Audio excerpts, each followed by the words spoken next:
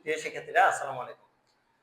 তোমাদের সাথে আজকে আমি আলোচনা করব আলোক প্রতিফলনের 6টা ঘটনা নিয়ে। তোমরা সকলেই হয়তো জানো, আমরা বস্তুর ভিন্ন ভিন্ন অবস্থানের কারণে প্রতিবিম্ব বা বিম্বের অবস্থান নির্ণয় করতে গিয়ে দেখা যায় খুব বেশি প্রবলেম ফেস করি।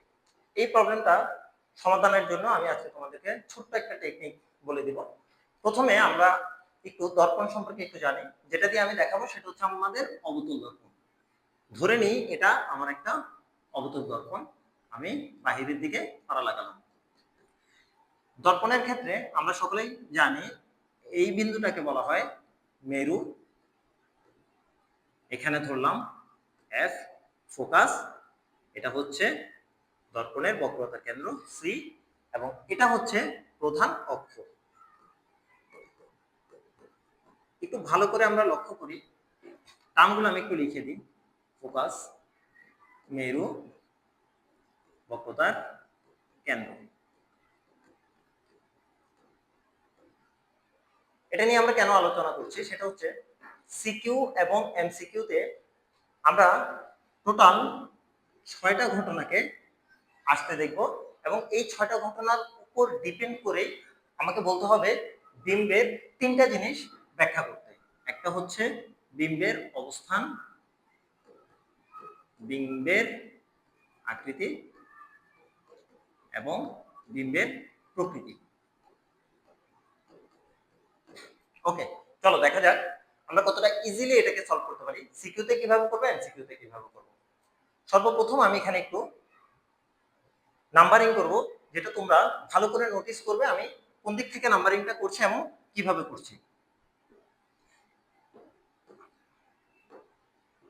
আমরা এখানে একটা ইনফিনিটি চিহ্ন দিলাম, বা এটাকে দিয়ে আমি বুঝালাম সেটা হচ্ছে অসীম।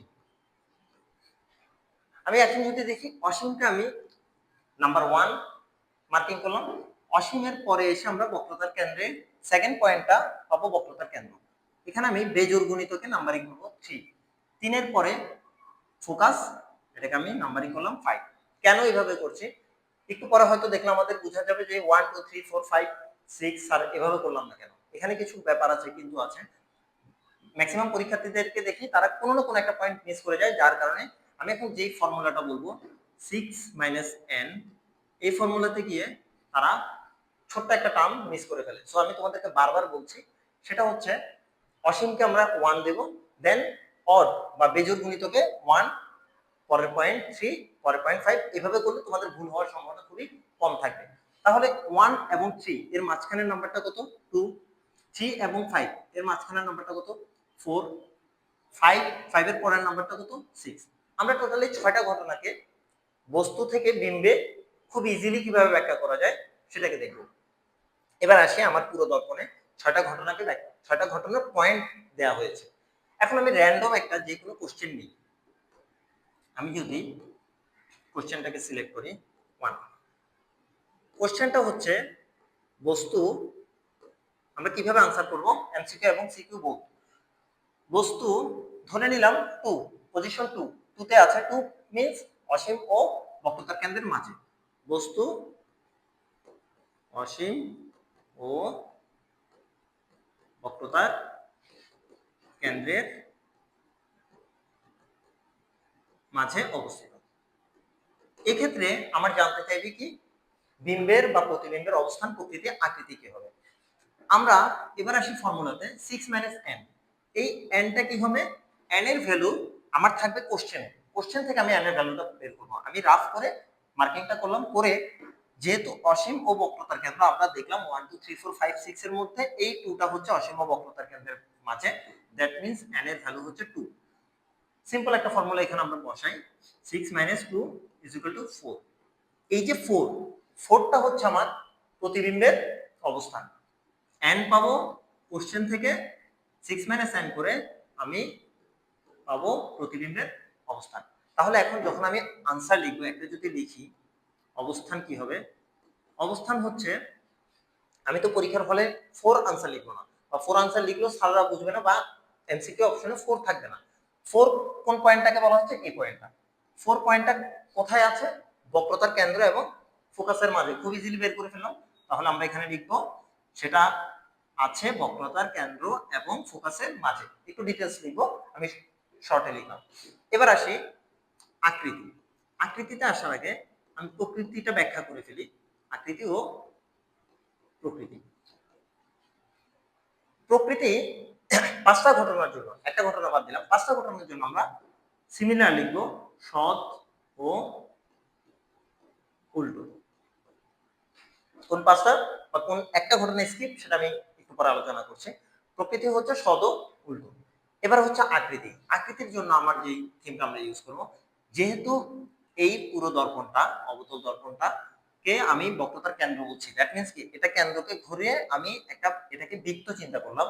সো এই কেন্দ্রকে আমি যদি একটু প্রাইম হিসেবে নিই, ধরে নিলাম কেন্দ্র হচ্ছে আমার মূল একটা স্ট্রেট লাইন। কেন্দ্র থেকে যদি দর্পণের দিকে হয় সেটাকে আমরা বলবো ছোট বা ফর্বিত। কেন্দ্র থেকে যদি বাম দিকে অসীমের দিকে হয় সেটাকে আমরা বলবো বড় বা বিবর্ধিত।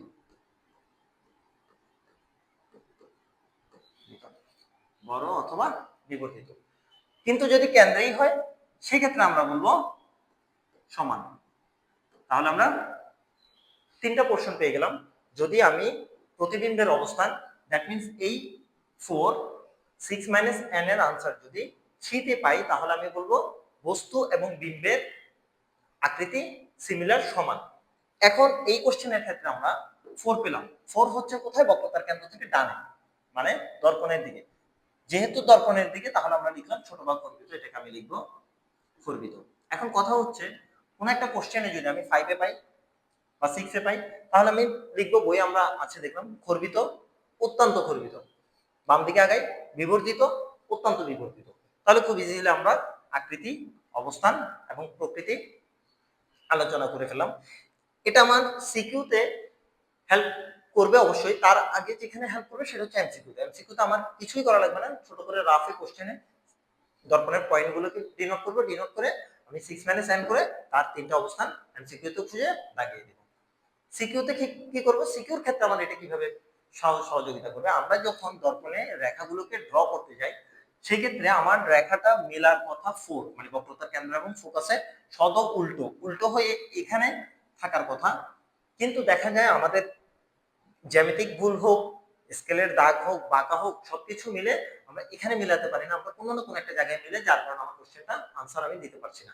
তো এক্ষেত্রে আমরা খেয়াল রাখবো, আমরা যেহেতু অলরেডি আনসার জানি 4 এ, আমি কশাস, আমি তো জানি এখানে হবে, তাহলে বস্তু যদি এইখানে হয় আমি খুব সুন্দর করে এখান থেকে সমান্তরাল নিয়ে ফোকাস দিয়ে একটা রেখা এখানে মিলালাম, ফোকাস দিয়ে গিয়ে সমান্তরাল একটা রেখা এখানে মিলালাম, আমি দেখলাম হ্যাঁ এটা 4 এ 4 পজিশন, ফোকাস বক্রতার কেন্দ্রের মাঝে আছে।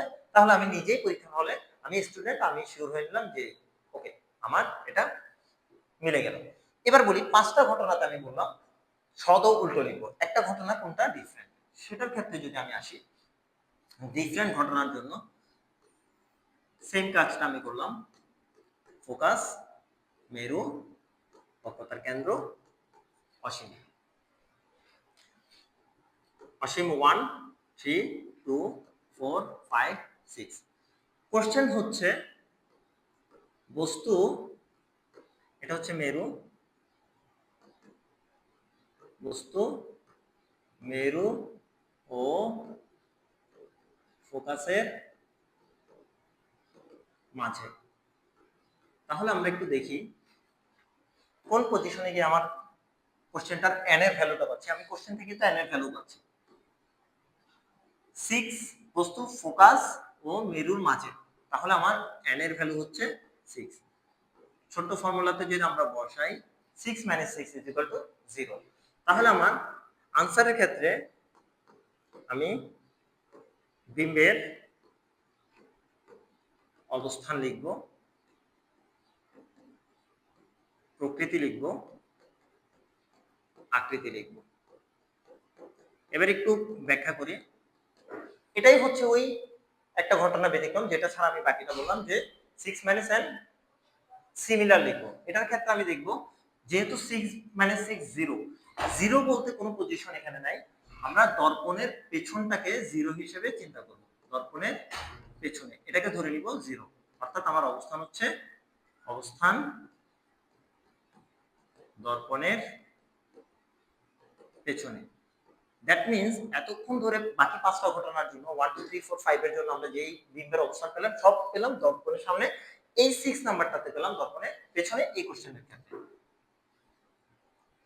প্রকৃতি আগেটা আমরা কি লিখেছিলাম একটু মনে করি, সৎ ও উল্টো, এটা তার বিপরীত লিখব, সৎকে লিখে দিব অসৎ, দ্যাট মিন্স অবাস্তব, এবং অসৎ বিম্ব ওখানে উল্টো লিখেছি, এখানে হচ্ছে অসৎ ও সোজা, কারণ এটা আমরা অবাস্তব বিম্ব দর্পণের পেছনে বর্ধিত করে মিলিত হয়েছে বলে ধরে নিব, সো অবাস্তব এবং সোজা।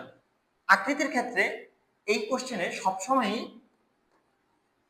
অসৎ বিম্ব এই কোশ্চেনে আমরা পাবো বিবর্ধিত। তাহলে এই একটা ঘটনা হচ্ছে ব্যতিক্রম, আর বাকি 5টা ঘটনা হচ্ছে 6 - n দিয়ে আমরা খুব ইজিলি বের করে ফেলতে পারি।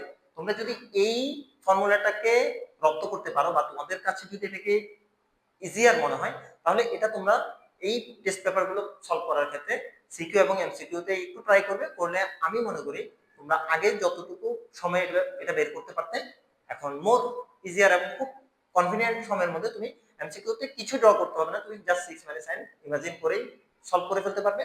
আর সিকিউতে তুমি যেহেতু আনসার অলরেডি জানো, সো আনসারটাকে মাথায় রেখে তুমি তোমার বস্তুটার অবস্থানটাকে ড্র করতে পারবে। ধন্যবাদ, বেস্ট অফ লাক, ভালো করে প্রিপারেশন নেবে।